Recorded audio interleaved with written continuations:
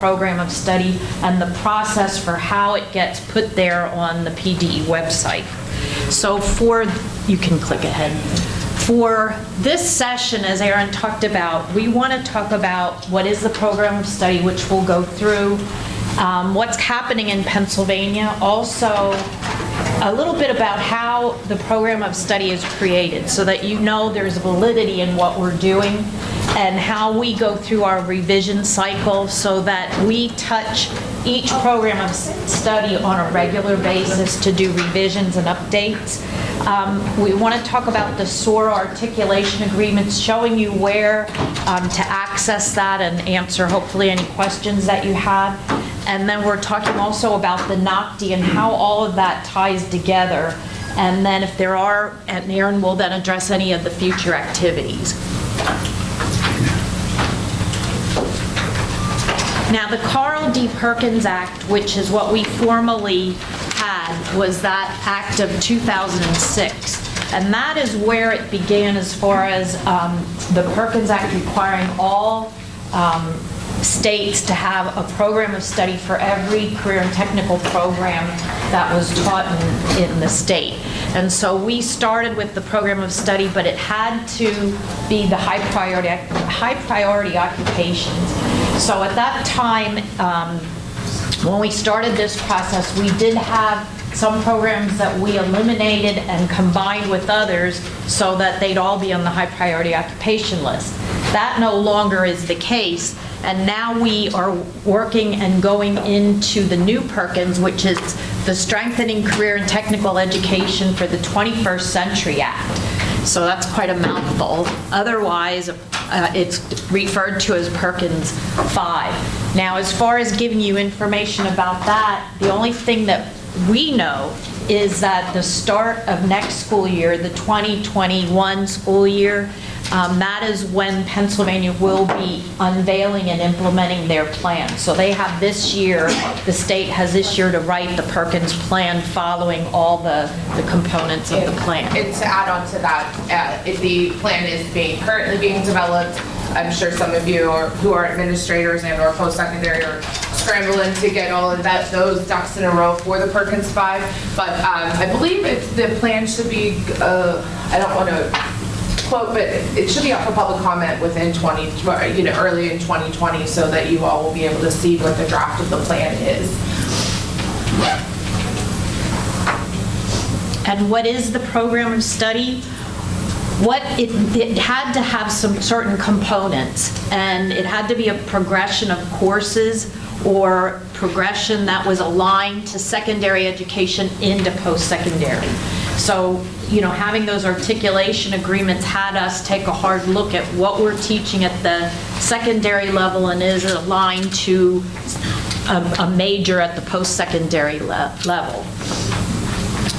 And it also had to be aligned with current academics. If you look on the program of study website, you'll see that there is a crosswalk between every program of study and then the academic standards. So it had to be rigorous as far as, including academics, and it had to align with post-secondary.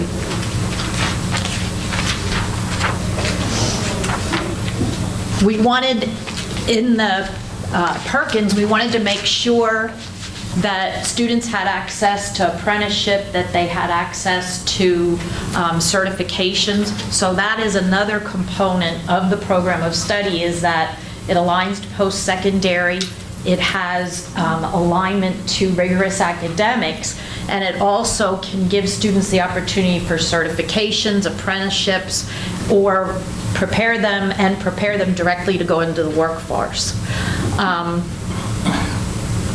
Identify relevant secondary academic and technical courses required for post-secondary. We did talk about that. And also, as far as the articulation agreements, that was the last piece that was added. And if any of you remember Dave Garnes, he was phenomenal in putting together all the articulations, the statewide that we had, and he worked diligently to get that done. So that was part of what was expected of our Perkins 4. And we do miss him.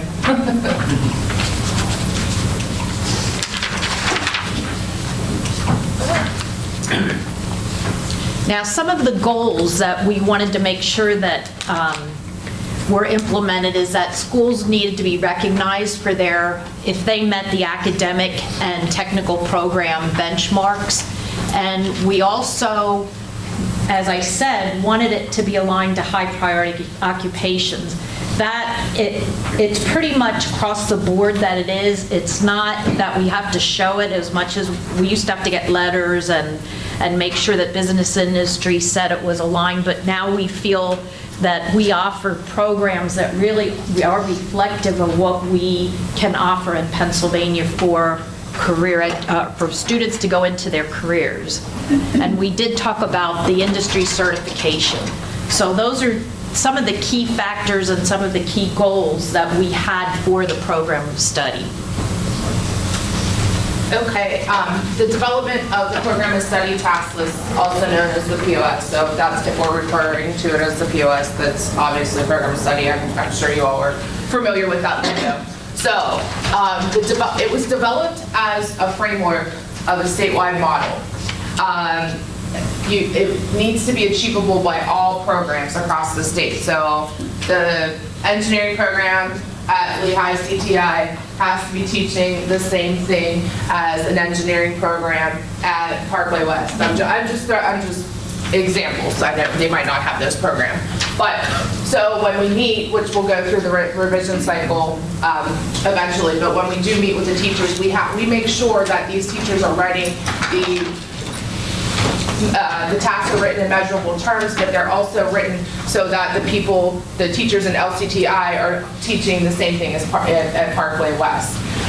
There's no time attached to any particular task, so if you are teaching brakes and it's taking you 3 weeks to teach brakes, again, hypothetically, I'm not an expert in any of these fields, if it's taking you 3 weeks to teach brakes, it might only take the guy at a different school only 2 weeks to teach brakes. So you're not necessarily, there's no time attached to that.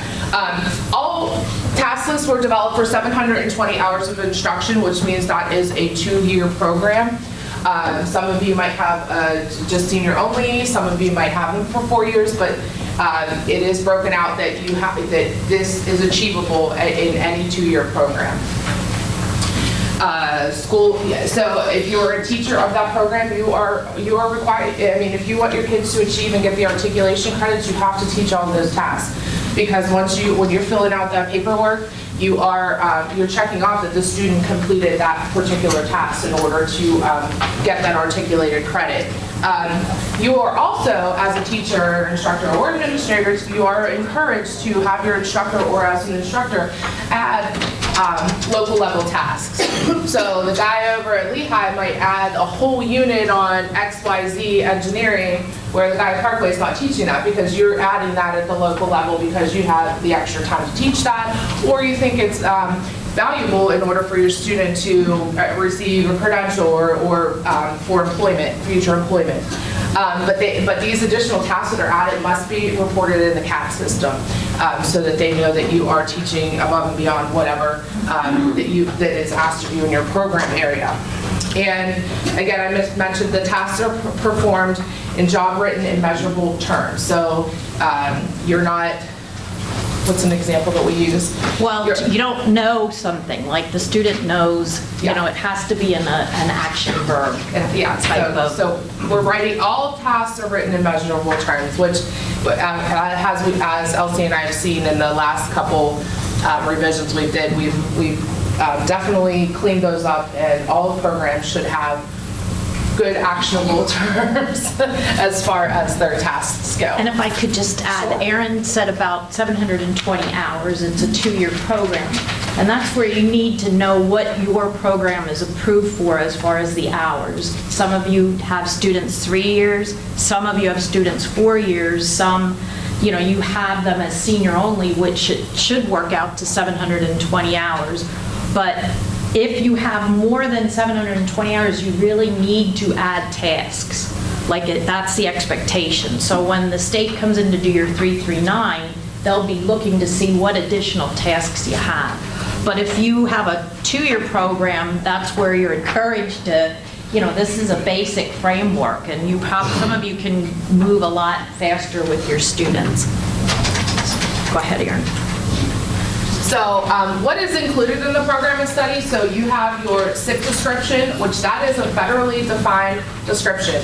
So the Bureau have worked diligently to define your program. So accounting is under the 520302. They have a federally defined description through, I can't remember, I don't know the website off the top of my head, but they're currently being updated. I know when we meet with teachers, we get a lot of pushback because they don't think that some of that stuff is in, some of those tasks or duties are included in what they actually are teaching and what is needed to be successful in the field. So, I mean, there's nothing really we can do with it because it is attached to your career cluster. The program overview, so what is included in your program? What am I going to be able to know when I come out of this program area? So there's a nice description, besides the SIP description, what you're going to learn in the program as far as what your duty or your content area is, whether it's engineering, accounting, etc. Then you have your task list, which we were talking about, and we'll get into how. So I just talked about how those were developed and what they were developed for. And we'll talk about the revision cycle here in a moment. But that is what you're teaching your kids. That's your curriculum. That's your statewide guide for your framework for curriculum. Articulation agreement. So all programs of study have a articulation agreement attached to it. So an engineering student at LCTI, I'm just using that for example because LC used to work there as well. But an engineering student at LCTI could go all the way to Community College of Allegheny County, and his engineering credit, articulated credits would be eligible for whatever Community College of Allegheny County was offering for that particular program. All articulations aren't the same. Some schools offer 9 credits. That's what we aim for. We aim for the 9 credit mark threshold. Some offer 12 credits. Some only offer 3 credits for completion of an engineering program. And again, we'll look a little more into the articulations a little later into the presentation. The CEW standards, that's a big thing with it, and also with the Future Ready Index. So they are including all of those, interviewing skills, portfolio skills, and different things like that as far as the career education goes. The crosswalk to academics, Elsie had mentioned before, on the program study website. All of the programs are crosswalked with English, math, and literacy, and they are going to be aligned with biology, I believe. We are working to get that complete for all of the program areas. And again, the end of program assessment, which is your NOCD exam. So all of your students that are eligible or are considered completers, which we'll go through that definition as well, are required to take that end of program assessment.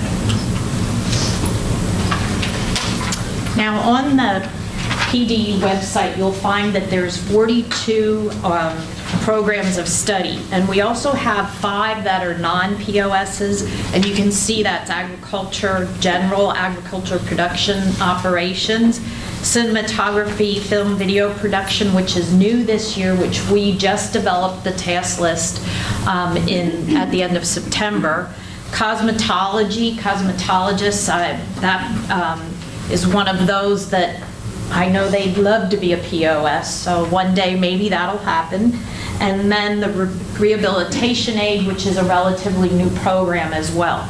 So there's some things which Erin will talk about which can happen so that you can be part of the program of study. Now the listing is on the PD website. If you go into career and technical ed and then hold down the menu options, you'll see the programs of study are there, and you can have all the task lists that are available. And we'll go out, if we have a little bit of time at the end, we'll go out and show you where you can find those, but that link will take you directly to where the programs of study are. And here's an example. Take you to the task list for those 5 new ones? They're all listed on there as well. No, actually, that's a good question. Oh. Agriculture, cosmetology, they're listed under. That's right. It's a new, it used to be, and now they moved them. Your ags, cinematography is not finalized yet, so that is not available. Cosmetology and rehabilitation aid, if you go under teacher resources, which we can definitely go out there when we're finished with our presentation. It's teacher resources, and there's a bunch of different squares there. So your ags, there's one that says agricultural ed. You click on that box and it'll take, and there's a page about agricultural ed, and it'll have the task list there. Your cosmetology, I believe it's just its own square. You can click on that, and that'll have where that current task list is. And rehabilitation aid, I believe it's under health sciences on those little boxes there. And that's new for this year, really, isn't it? Like this? It's out there. We just updated rehab aid this year, but it is out there available for, the most current version is out there.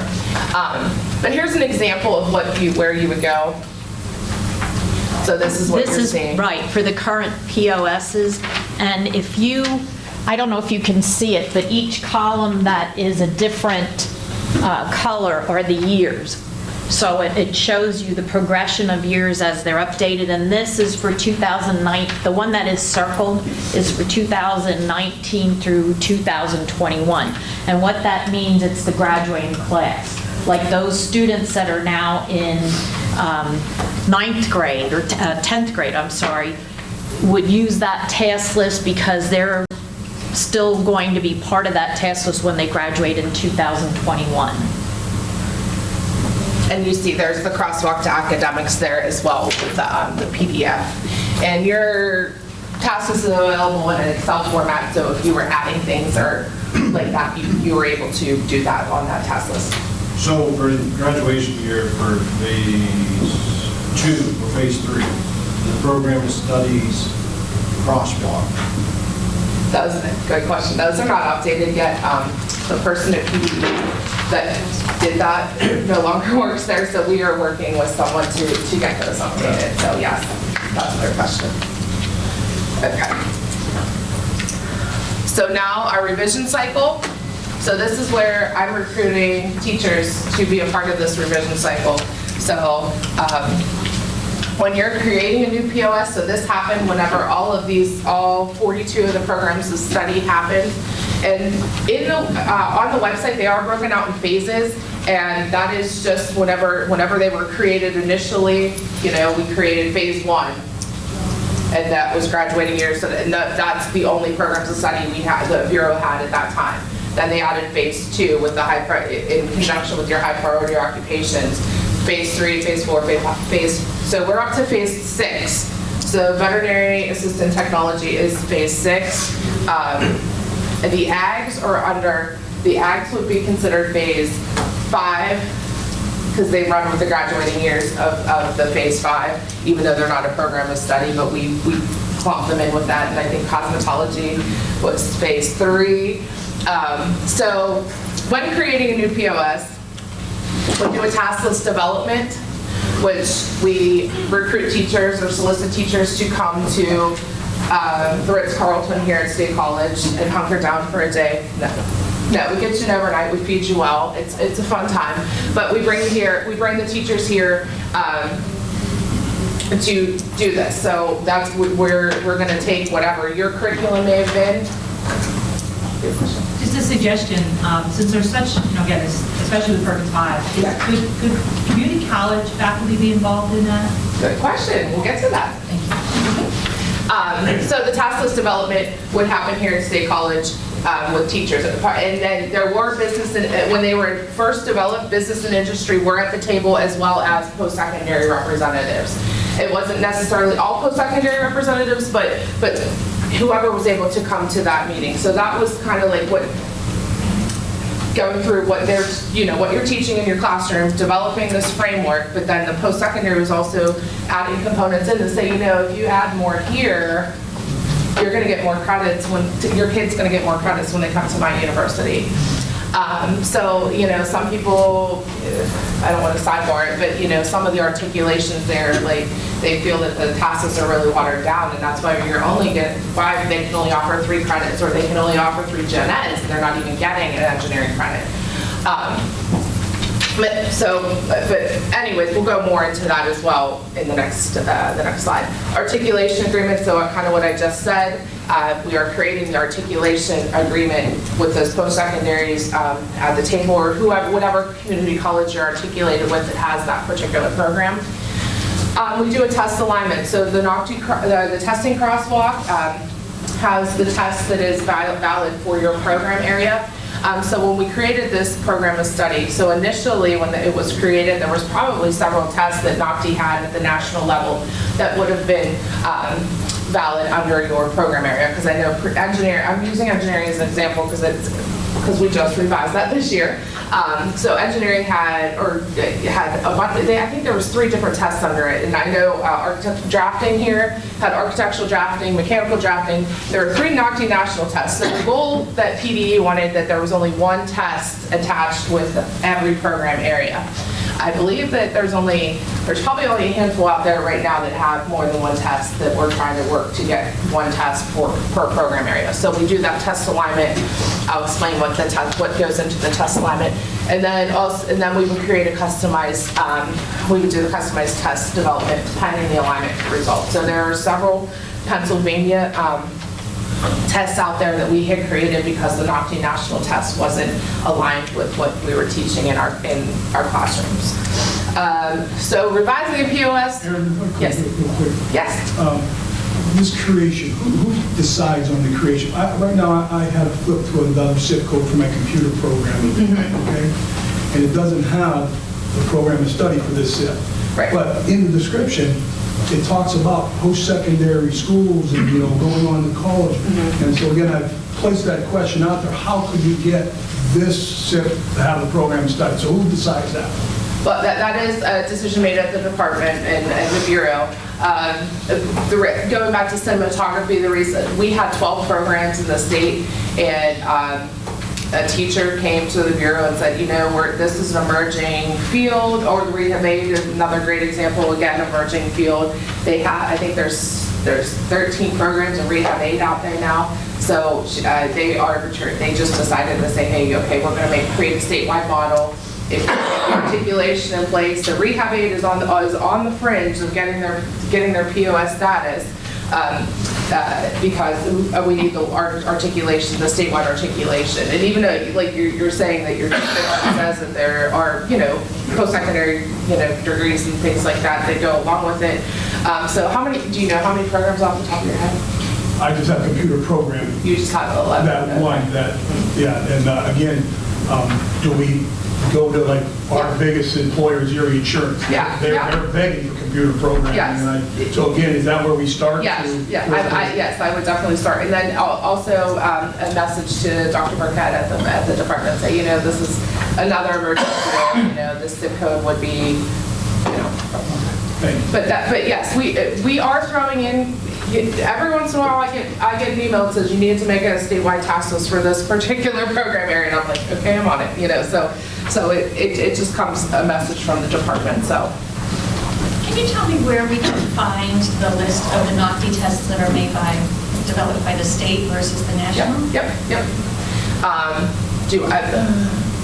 Maybe can you wait till we get to that? Okay. Because it'll come. It's coming in. So revising the POS. So that's creating a new POS. So we just did like I said, we did cinematography. So those teachers brought what they were teaching in their classroom, their curriculums, and we kind of mashed them together, and we used one of the program task lists that was, kind of the 10-9999 communication technology. The quad 9s are an umbrella of different, there's a hodgepodge of multiple different career paths that you can take with those program areas. So the cinematography was definitely more specific. So they kind of took some things from the 10-9999 zip code, but that's what we did. So revising, you do this. The same thing happens.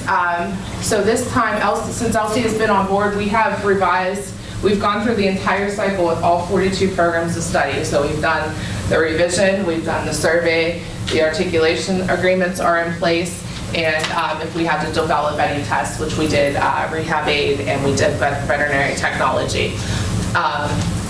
We used to do a task list survey, so we wouldn't meet face-to-face every year. But we have been meeting face-to-face, and we're going to be starting over again next year with phase 1, 2, and 5. And that'll definitely be a face-to-face meeting due to the Perkins regulations and the new things that are coming out with the Perkins law, with the post-secondary, as she mentioned, and business and industry being represented at the table. Erin, when you did I'm a little fuzzy, when you did the surveys after we developed the POS, did that go to any post-secondaries? Yes. Okay, Yes, sorry. so the post-secondaries have always been included, but it may be at the end, not at the end, but after the POS is developed, then the surveys go out to the people that helped us as well as post-secondary partners So whoever to look at. So it would only go out to post-secondaries that have 9 or less credits. So if we revised anything on the task list that, maybe there was just a couple minor changes, we're saying that those 9 credits are probably still going to be valid. So we're sending it out to anyone with 9 or less credits because we want to see if, okay, they might have beefed this up, so maybe we're going to get some more credits, or okay, we're still going to offer you those 3 credits. But post-secondary is also asked for their feedback on the updates that were made to the task list. So the revision process, the revision workshop, we want SMEs who teach that SIP code. So I get a list from the department of all teachers that teach that particular SIP code.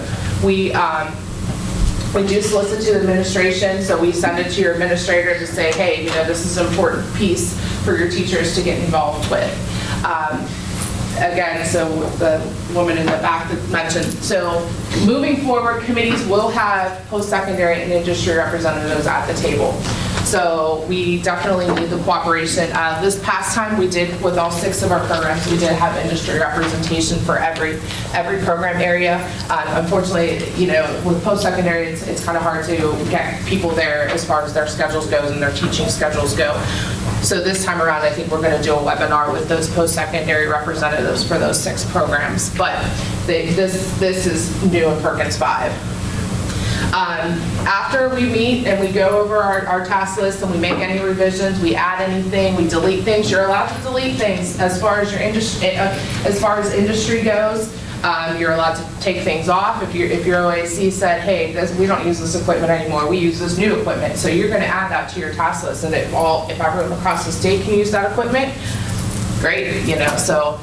It's not necessarily an added value task at your school, but you're able to use it across this, added to be used across the state and kind of enhance your curriculum.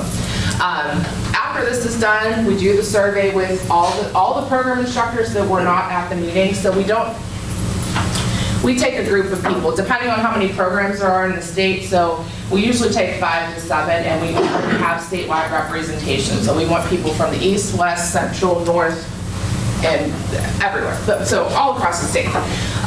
Once we do the surveys, we do if there's some comments or concerns, we have a webinar with the people that were at the table for the development and or revision. Then the task lists are reviewed by the Bureau. I already jumped ahead of myself. And then the results and task lists are reviewed by BCP, and the final list is posted on the website. And then the post-secondary also is part of the webinar review, survey review. What was I going to say? As far as when they are made public for the following year, so we usually try to do the revision around October, so probably right when you get back into school. And then those new task lists are finalized they were finalized by May this past year, but so hopefully they'll be finalized a little earlier than that this year. So once we finish the task list revision and or development workshop, final task list will be placed on the BCPU website. For test alignment, that's to determine if the current NOCD is applicable in the new, with your revisions you made or the new task list that is there. So if we met and you only made minor changes, we're going to say that that's not going to really affect the testing. It could be 1 question here, 2 questions there. We don't know how many questions, we don't know what is attached, what task is attached to what what section of NOCD. So we ask the teachers who teach that particular zip code again to meet. This is usually a half-day meeting, and we try to do it probably, we'll probably do it in the springtime for this next, this last group that we just did.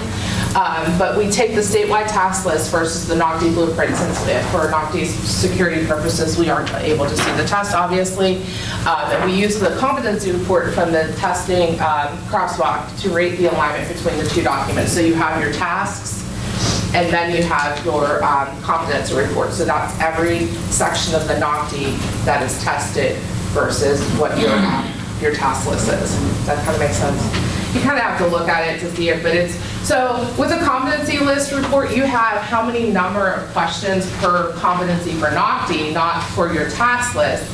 And you also have your percentage of what of each thing covered on the NOCD is. So that kind of gives you a little more, I felt it gave you a little more clarity. Okay, the brakes, there's 8 questions about brakes. Are we covering all of those 8 questions about code? And it's just a judgment. So your judgment might be different than his judgment. Your judge, so that's how, and then the psychometrician does take this and analyze the data with every person across the state that completed this. And we encourage as many teachers to be involved in this as possible, again, depending on the number of programs. I do not need, I'll call it 110 culinary teachers to do this, but there's obviously a large number of culinary programs in the state. After the alignment is done, we will hold a webinar. So some of you out there that might have been in our alignment activity last year, we are going to be holding those webinars within the next couple weeks. So I will be emailing you, but then we discuss the results of the alignment for a final outcome. So as far as the results go, if they are determined to be unacceptable, the psychometrician recommends to the Bureau that a customized test be developed for that program area. Programs, again, like I said, programs with multiple NOCD assessments on the crosswalk will have one test after this alignment. So this will determine, okay, communication or cinematography, for example, so there's audio visual and then there's television production that is on their crosswalk right now. So it'll determine that one test is better fit with their curriculum than the other. Customized test development. I think there are 20, I know off the top of my head, there's 20 some, sorry.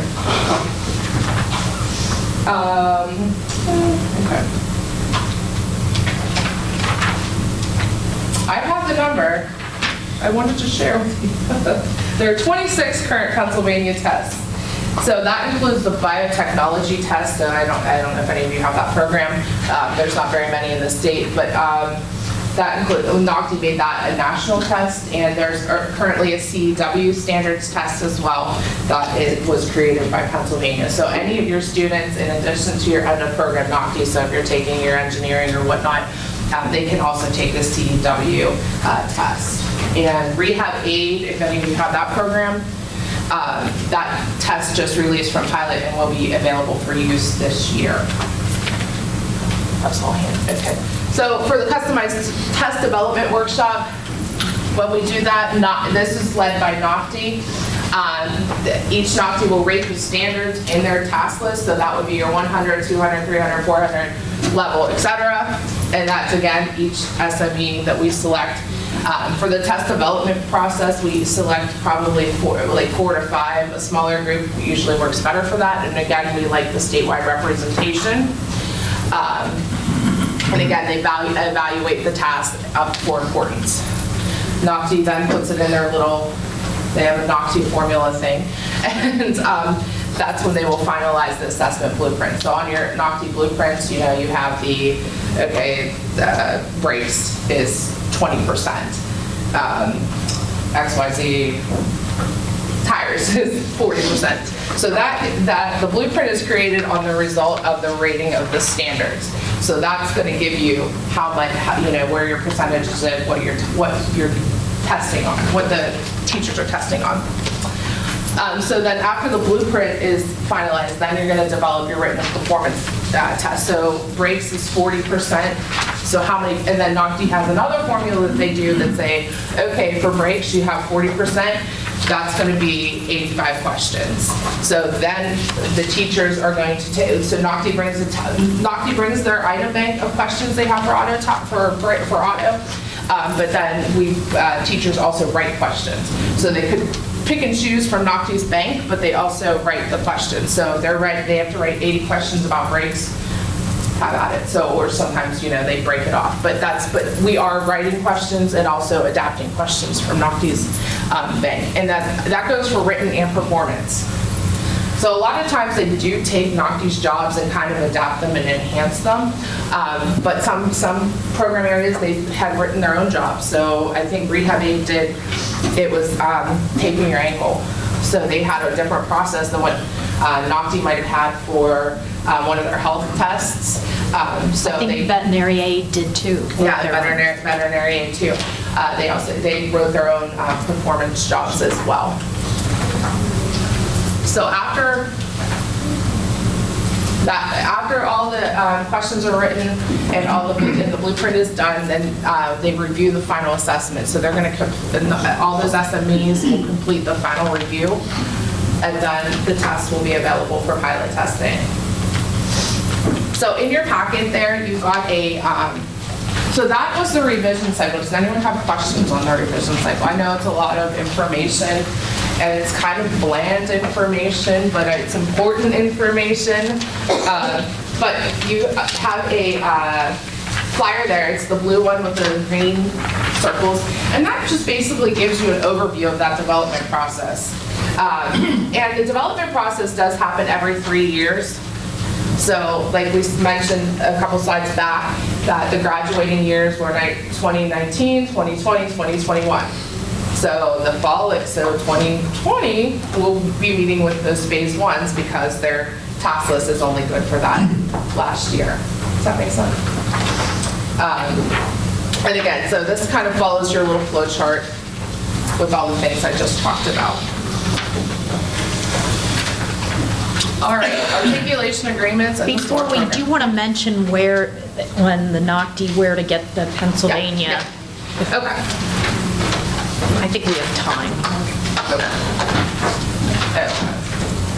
while we're thinking of it, because that is a question. So on careertechpa.org, under programs, if you go to student occupational competency testing, this gives all the information for testing. So any PDE required information, so that has all the different flyers about all the testing, accommodations. There's a section for accommodations. But the NOCD blueprints here, this is where you're going to find all your Pennsylvania blueprints.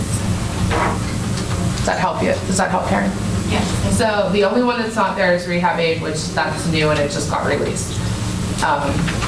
And then you hit next, and then you go down, oh no, not cut scores.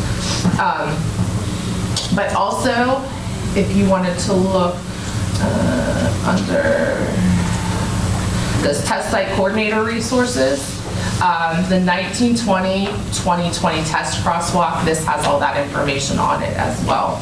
Let me zoom in. So administrative assisting is administrative assisting PA. Ag production is ag production PA. So this, if you have any of these programs, you're able to see the crosswalk and what test is aligned with that program area.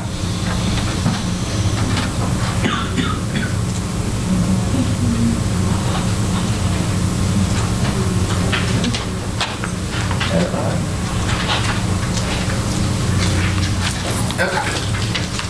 Erin, can I just add a comment to that? I don't know how many other post-secondary are here. The reason I'm asking is my professors don't like to approve giving a program of study SOAR credits unless they've seen a sample composition of some of the NOCD exams. They want to see what they're being tested on. Okay. So that's why I wanted to know where some of those were. So I don't know if anybody else has, someone's looking at that, but it's helpful for them to see And there's a lot of other information on there too that might be helpful as well on that website, so. The SOAR program, which is Students Occupationally and Academically Ready. And this was established soon after we developed at least half of the programs of study, and currently there are 447 articulation agreements that are available to our students in-state, and then there's 4 of them that are out of state, and I believe 8 that are out of state. And those are as of this year, those are tentative numbers. I did reach out to the person that knows that information off the top of their head, and they did not get back to me. So, but as of last year, that was correct. It's around there. I mean, it's, you know, it's better to go on the website, which is the next slide. And you saw that last bullet item, it was that we do have to report that kind of information to Perkins. Basically, with the benefits of SOAR, you're saving money, you're saving time, you're helping students to make a choice, and you're also making them, giving them the opportunity to be career ready, and it's, you know, they're getting a good education. So those were the benefits that, I paraphrase that, the benefits that we saw in SOAR. I know from talking to teachers and doing this program of study updates, it's very difficult to get students to finish. It's not that they don't finish, it's just getting them matched up with the post-secondary institution that they want to go to. So we've seen a multitude of reasons why students don't access the SOAR agreements. And I know you 2 gentlemen have said that you've had students access those and use those. I know at LCTI, I would send it out. We'd have over 200, maybe 300 students that would qualify for SOAR credits, and by the end, there might be 4 students that would access those credits. So, you know, it is a great program. It's just getting people to use it and doing that matchup that we need to do. And piggybacking off of that, you know, at the department level, I don't know the exact number off the top of my head, but it is very low statewide, the number of students that have taken advantage of this SOAR credit. And I know the post-secondaries are having to, you know, they're having frustrations that you have these articulations and these kids aren't taking advantage of it. Yes. So how do you get more post-secondaries for a certain SIP? Say engineering, there's only 2 articulation agreements for engineering right now. So how do we pursue? If you're at your district or your school, Tamalee Brassington, who is the new post-secondary representative at the Department of Ed and the Bureau. So if you connected with one of your local institutions, or you know made a meeting with them. Well, like we have Waco, so I'm from Pottstown, so Waco is there. Okay. They have actually, for engineering, they can get physics. Okay. Which is crazy, but they can. But our kids aren't going to Waco for engineering, they're going to Lehigh, they're going to engineering schools. So how do we get those schools to recognize these programs? A lot of the SOAR credits are community college. Right, because they receive Perkins funding, and that's how that original list was developed. It was, you know, you had to articulate, like that was part of the post-secondary components of their Perkins plan, that they had to articulate with secondary.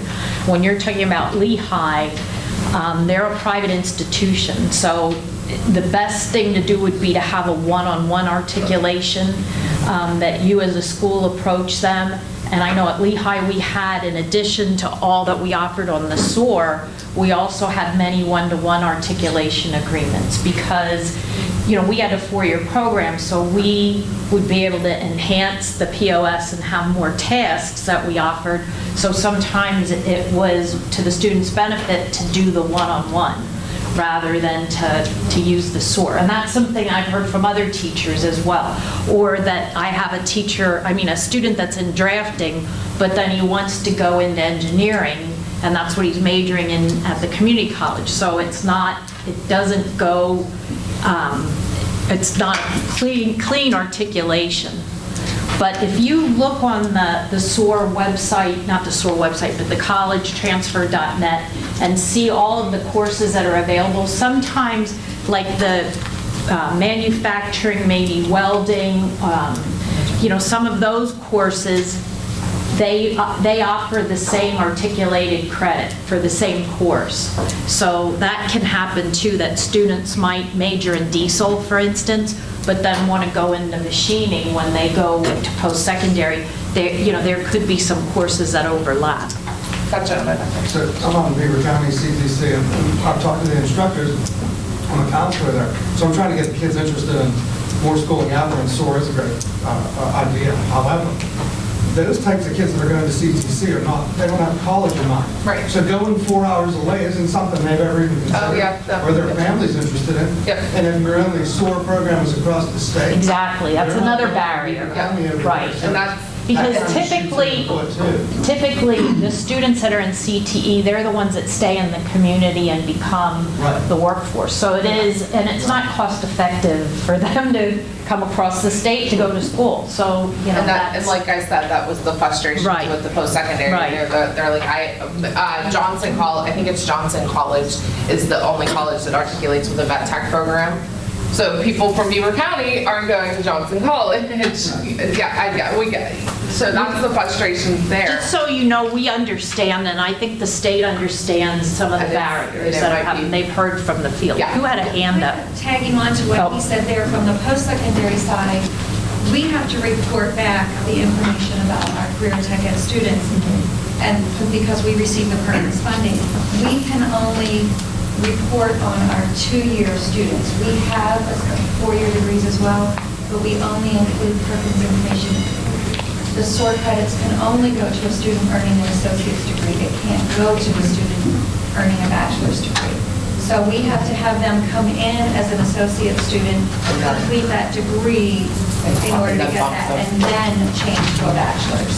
So that's part of why those other schools wouldn't be helpful either. And there are two, in your packet, there are two, after we just talked about our frustrations with SOAR. There is the SOAR, Pennsylvania SOAR flyer and brochure, and also the PA track, which is that PA collegetransfer.net, and that gives you all articulated credits across it. So if you're a science or math or whatever, but it also has the PCE credits as well.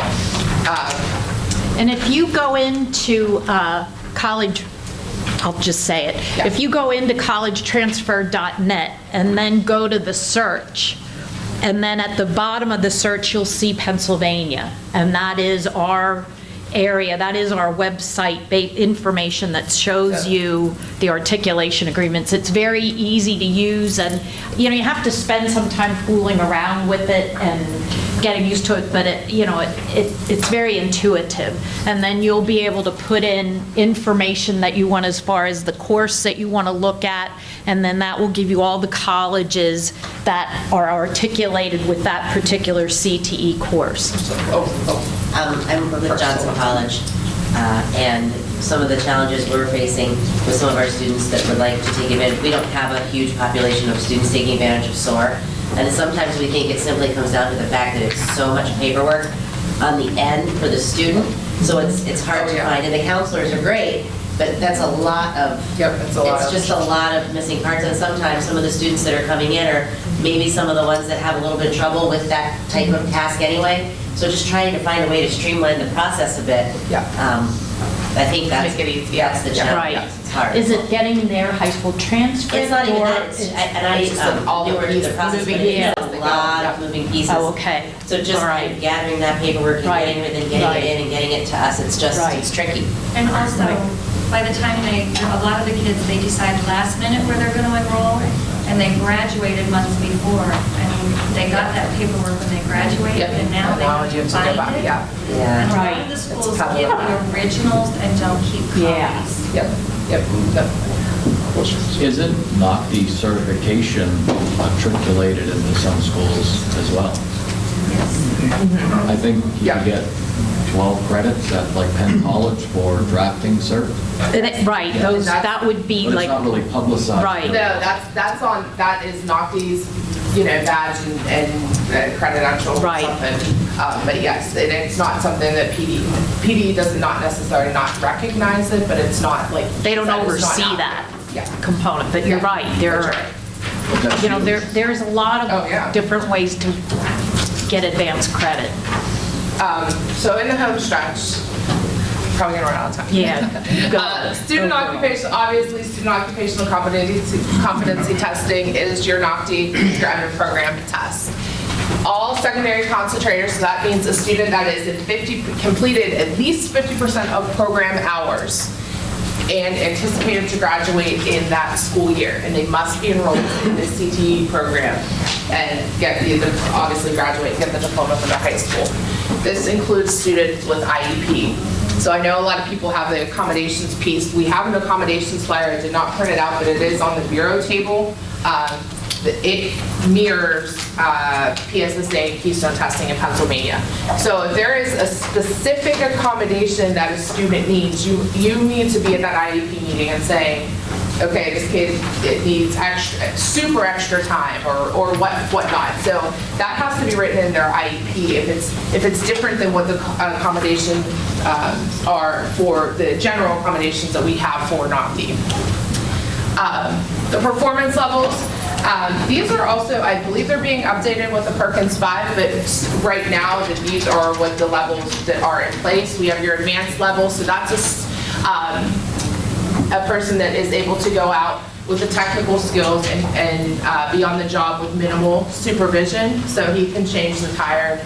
He changes the tires on the car and the supervisor comes back and checks it. The competent level is the same thing, but he needs the appropriate amount of new employee supervision. So him and the supervisor might be tag teaming and changing the tires together, or the supervisor is watching him. And basic is that student needs extra reinforcement as far as changing tires may go. The cut score project.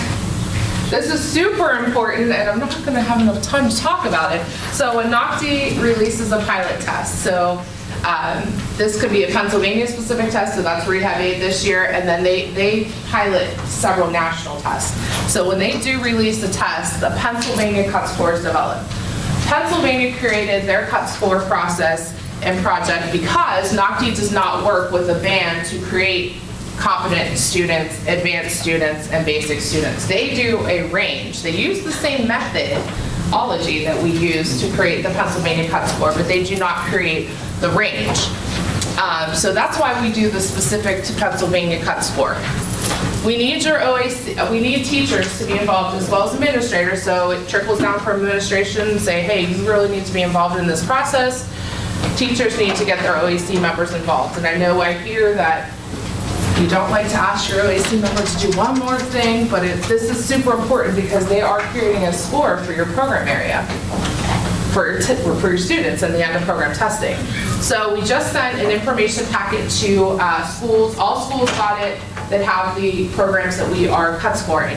So administration should have gotten that, and we will send an email to test site coordinators, directors, and also the program instructors. So my committee members that I've had participate in my revision cycle will be a part of that email. The email did not go out yet, but the paper copies went out. So I do have that information. I gave you a packet here. So it has the cut score brochure, the help students.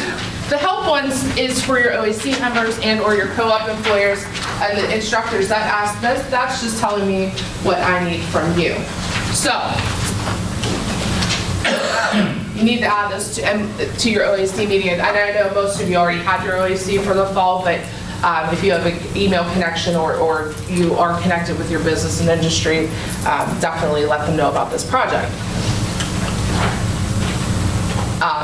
But the cut score project, so it could be another 20-minute conversation, but we are asking your OAC members to create judgments. They're not taking the test, but they're creating the judgments that create the score for for your testing.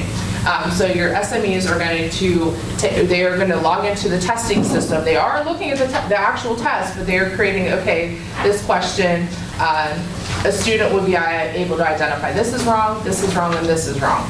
And and that's why we asked 10 to 12 OAC members to complete this, because again, it's a judgment that all, and that is all going to be different, obviously. But your OAC members would receive a $200 stipend for completion of this project. Definitely talk to me if you would like more information, but the programs that we are cut scoring are on that flyer. The pilot testing window, so every three to 5 years, NOCTI does update their tests. They have not updated a Pennsylvania test. We are looking into updating those 25 that I said that we had, because they just felt it was Pennsylvania's test. If they're not changing anything, it should be valid and the kids should be still passing that test. The testing window is 2019 to 2020. Currently, we would really stress that you help with the PA specific test, but we don't have any Pennsylvania specific tests in pilot currently. But they do ask for assistance across the United States as far as their national tests. You can pilot test before post-testing, but there must be 6 weeks in between. But if you post-test, you can pilot the day after if you wanted to. So if you wanted to just give the kids tests all week, then you could do so.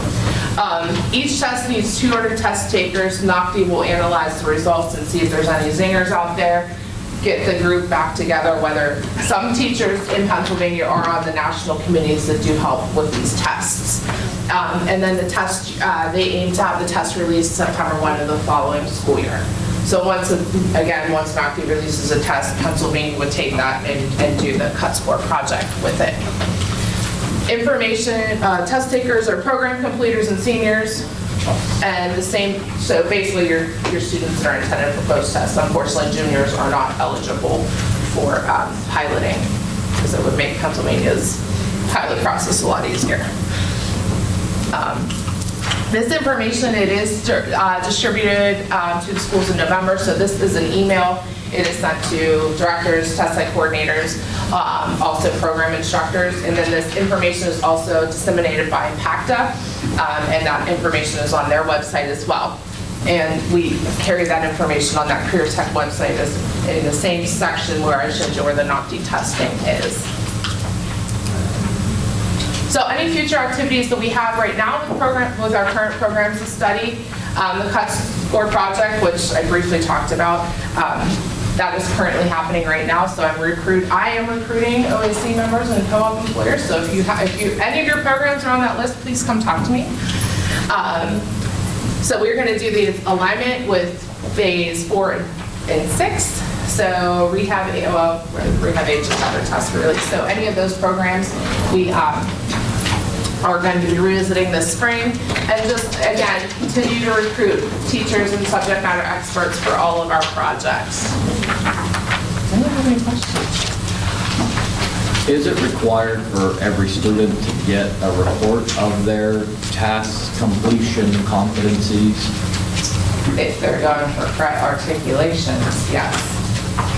I don't think with the report card you give them. I mean, that's probably a local decision. Okay, but it's not going to be required. I don't think so. Not as of now. What is the CAP system again? The CAT system? It's the way that you put in for program approval. So if we add tasks, how do we report that? Well, do you know who does the ads, the data for program approval? Do you know who takes care of that in your school? Probably are, but I'm not even sure they know. So I'm going to tell them to get my extra tasks into the CAP. Right. Yeah. They should be added in there. Good. Thank you for bearing. I mean, it was a lot of heavy information, but again, it's important information. Again, it was the basics that we had. But if you have any questions, or you want to ask privately, or you can give us an email. And CATS does stand for something, it just escapes me though. Oh, okay. All right. Career and technical Student, There's yeah, something very yeah. I just wanted to make a statement. I want to thank you because even though the cosmetology is not on the program, SOAR program list yet, I'm always hopeful for that. I've been a teacher for this long time, but I wanted to say thank you for pulling the schools in from across the state. Because that way we can work together in achieving what these students need to be confident across the board. So I just wanted to say, it's very important to me as an instructor to have that out. Thank you.